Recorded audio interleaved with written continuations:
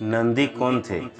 नंदीश्वर अवतार की कथा महादेव भगवान शिव की वंदना, जो परमानंदमय है, जिनकी लीलाएं अनंत है, जो ईश्वरों के भी ईश्वर, सर्वव्यापक महान गौरी के प्रियतम तथा कार्तिकेय और विघ्नराज गणेश के जो पिता हैं, उन आदि देव शंकर की मैं वंदना करता हूँ।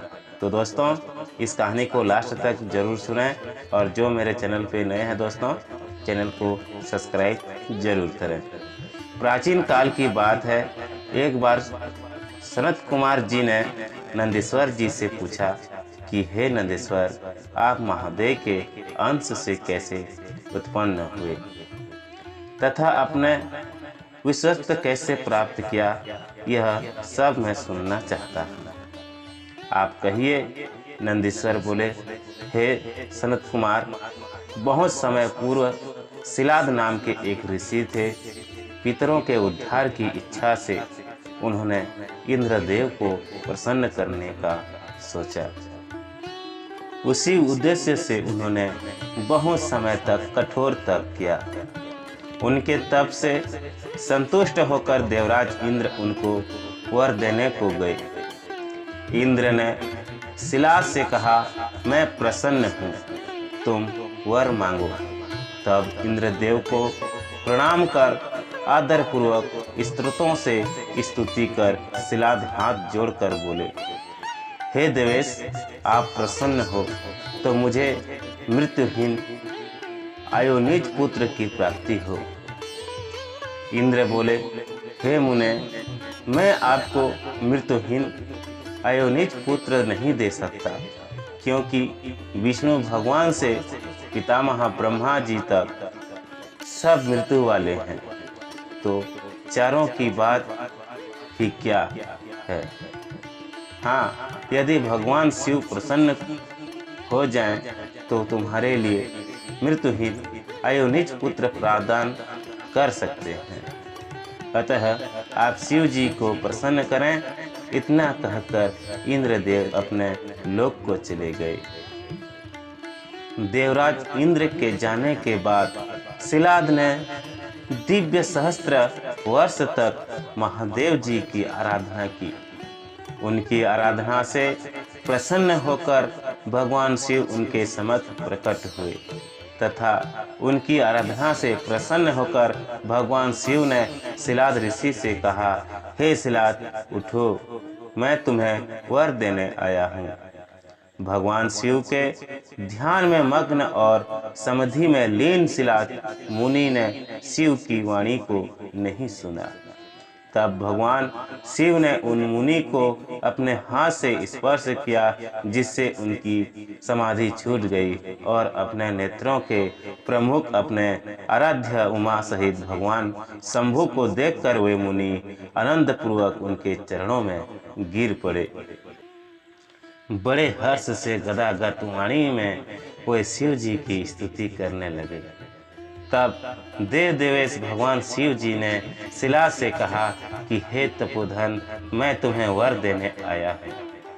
शिव जी के ऐसे वचन सुनकर सिलाद बोले, हे महेश्वर, यदि आप मुझे वर देना चाहते हैं तो मुझे आपको अपने समान एक मृत्युहीन अयोनिज पुत्र प्रदान करें। शिव जी बोले, हे विप्रवर, मेरे समान कोई दूसरा नहीं हो सकता, अतः मैं स्वयं ही तुम्हारे यहाँ नंदी नामक अयोनिज पुत्र रूप में प्रकट होऊंगा। हे मुने, तुम मुझे लोकतृप्ति के पिता होने का सौभाग्य प्राप्त करोगे।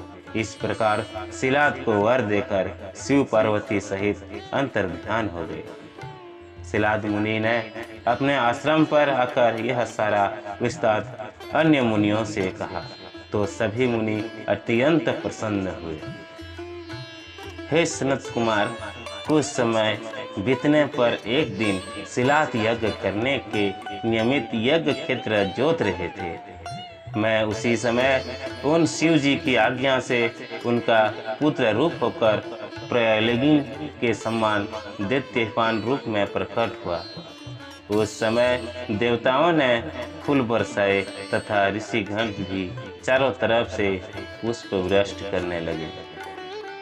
हे मुने, उस समय मेरा स्वरूप प्रलय काल के रूप सूर्य और अग्नि के समान प्रकाशित तथा त्रिनेत्र चतुर्भुज और जटा मुकुटधारी था।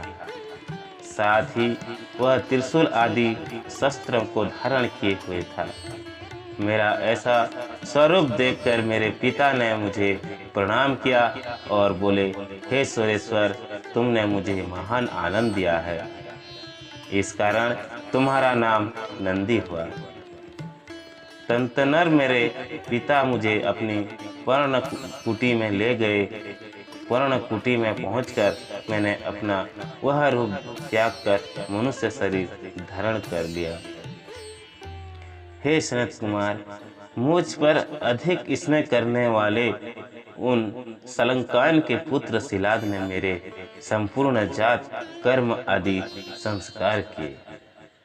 5 वर्ष की अवस्था में ही मेरे पिता ने मुझे सुसपार वेदों को और शास्त्रों को पढ़ाया। 7वें वर्ष में मित्र अरुण संज्ञक 2 मुनि शिव जी की आज्ञा से मुझे देखने को आए। तब मेरे पिता से संस्कार को प्राप्त होकर वे मुनि अच्छी प्रकार से बैठे और मुझे बारंबार देखकर वे महात्मा बोले कि हे तात, संपूर्ण शास्त्रों में परागामी ऐसा बालक हमने नहीं देखा, परंतु यह तुम्हारा पुत्र नंदी थोड़ी अवस्था वाला है। इसकी आयु 1 वर्ष की ही और होगी।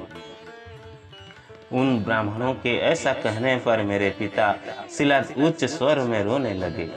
मैंने अपने पिता को रोते हुए देखकर कहा, हे पिताजी, आप क्यों रोते हैं? यह मैं पत्रपूर्वक जानना चाहता हूँ। पिता बोले, हे पुत्र, मैं तुम्हारी कल्प आयु में मृत्यु के दुख से दुखी हूँ। मैंने कहा, हे पिताजी, देवता, दानव, यमराज, काल तथा मनुष्य भी मुझे मारे तो भी मेरी कल्प आयु में मृत्यु नहीं होगी। इस कारण आप दुखी मत होइए। हे पिताजी, यह मैं आपसे सत्य कहता हूँ, आपकी शपथ खाता हूँ। पिता बोले, हे पुत्र, तुम्हारी अल्प आयु में मृत्यु को कौन दूर करेगा? तब मैंने कहा, हे तात, मैं तप से अथवा विद्या से मृत्यु को दूर न करूँगा, केवल महादेव जी के भजन से मैं इस मृत्यु को जीतूँगा, इसमें संदेह नहीं है। नंदीश्वर बोल, हे मुने, इस प्रकार कहकर पिता के चरणों में सिर से प्रणाम कर और अपनी प्रदक्षिणा करके मैं श्रेष्ठ वन में चला गया। नंदीकेश्वर बोले, हे मुने, वन में जाकर मैं एकांत स्थल में स्थित होकर अति कठिन तथा श्रेष्ठ मुनियों के लिए भी दुष्कर तप करने लगा। मैं पंचमुख सदाशिव का परम ध्यान में मग्न होकर पवित्र नंदी के उत्तर भाग में एकाग्रचित्त से सावधान होकर रुद्र मंत्र जपने लगा। तब प्रसन्न होकर सदाशिव पार्वती सहित प्रकट होके बोले, हे शिलाद नंदन, तुम्हारे तप से मैं संतुष्ट हूँ। तुम अभीष्ट वर मांगो। सामने शिव पार्वती को देखकर अपने सिर को उनके चरणों में झुकाकर मैं उनकी स्तुति करने लगा। तब उन परमेश्वर वृषभध्वज ने दोनों हाथों से मुझे पकड़कर स्पर्श किया तथा बोले, हे वश, हे महाप्राज्ञ, तुम्हें मृत्यु से भय कहाँ? उन दोनों ब्राह्मणों को मैंने ही भेजा था, तुम मेरे ही समान हो, इसमें कुछ संदेह नहीं है। तुम पिता और सूर्य जनों सहित अजर अमर दुख रहित अविनाशी अक्षय और मेरे प्रिय होंगे। इस प्रकार कहकर उन्होंने अपने कमलों से बनी शिरोमाला उतारकर शीघ्र मेरे कंठ में डाल दी। हे मुने, उस सुंदर माला को कंठ में पहनते ही 3 नेत्र 10 भुजाओं वाला मानव में दूसरा शिव हो गया। परमेश्वर ने कहा, और क्या श्रेष्ठ वर दूं। इतना कहकर वृषभध्वज ने अपनी जटाओं से हार के समान निर्मल जल ग्रहण कर नंदी नदी हो ऐसा कहकर उसको मेरे ऊपर छिड़का। उस जल से 5 शुभ नदियां, एक जटोदका, 2 त्रिशोता, 3 वृषध्वनि और 4 स्वर्णदका और 5 जम्बू नदी उत्पन्न होकर बहने लगी। यह पंचनद नामक परम पवित्र शिव का पृष्ठ देव जपेश्वर के समीप वर्तमान है। शिव जी पार्वती जी से बोले कि मैं नंदी को गणेश्वर पद में अधिष्ठित करता हूँ, तुम्हारी इसमें क्या संपत्ति है। पार्वती जी बोली, हे देवेश, यह शिलात पुत्र नंदी आज से मेरा महाप्रिय पुत्र हुआ। इसके बाद शिव जी ने अपने सभी गणों को बुलाकर कहा कि यह नंदीश्वर मेरा पुत्र सब गणों का अधिपति तथा प्रिय गणों में मुख्य हुआ। सभी को मेरे इस वचन का पालन करना चाहिए। तुम सब पति पूर्वक नंदी को स्नान कराओ और आज से यह नंदी तुम सबका स्वामी हुआ। शिव जी के ऐसा कहने पर संपूर्ण गणपति बहुत अच्छा कहकर सब अभिषेक की सामग्री ले आए। इसके बाद इंद्र सहित संपूर्ण देवता तथा नारायण संपूर्ण मुनि प्रसन्न हो सब लोकों से आद्य शिव के नियोग से ब्रह्मा जी के सावधान हो नंदी का अभिषेक तथा किया। विष्णु ने, फिर इंद्र ने, इसके पश्चात लोकपालों ने अभिषेक किया। तब सभी ने नंदीश्वर जी की स्तुति की।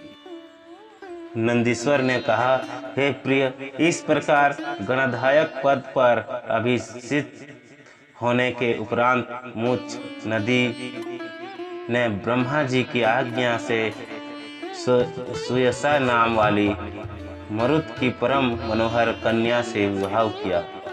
विवाह के समय जब मैं उस रूपवती सुंदरी सुयसा के साथ मनोहर सिंहासन पर बैठा, तब महालक्ष्मी ने मुझे मुकुट से सजाया। देवी ने अपने कंठ का दिव्य हार मुझे दिया। श्रेष्ठ विषम हाथी तथा सिंह का ध्वजा, सुवर्ण का हार इत्यादि वस्तुएं मुझे मिली। विवाह के पश्चात मैंने ब्रह्मा जी विष्णु जी के चरणों में नमस्कार किया। तभी शिव जी ने बोले, मुझे सदनिक देख परम प्रति से कहा, हे सपुत्र, तुम पति और यह सुयसा तुम्हारी पत्नी है। मैं तुमको वही वर दूंगा जो तुम्हारे मन में है। तुम मेरे सदा प्रिय रहोगे, जहाँ तुम होंगे वहाँ मैं रहूँगा। इस प्रकार कहकर शिव जी उमा सहित कैलाश को चले गए। नंदेश्वर बोले, हे सतन कुमार, जिस प्रकार मैंने शिव प्राप्त किया वह कथा मैंने आपको सुना दी। तो दोस्तों, ये कहानी आप लोगों को कैसा लगा? अगर अच्छा लगा है तो एक लाइक जरूर करना और कमेंट में जय भोलेनाथ जरूर लिखना दोस्तों। तो चलिए दोस्तों, इस कहानी में इतना ही। मिलेंगे एक नई मज़ेदार कहानी पर। तब तक के लिए जय श्री कृष्ण, जय भोलेनाथ, जय श्री राम।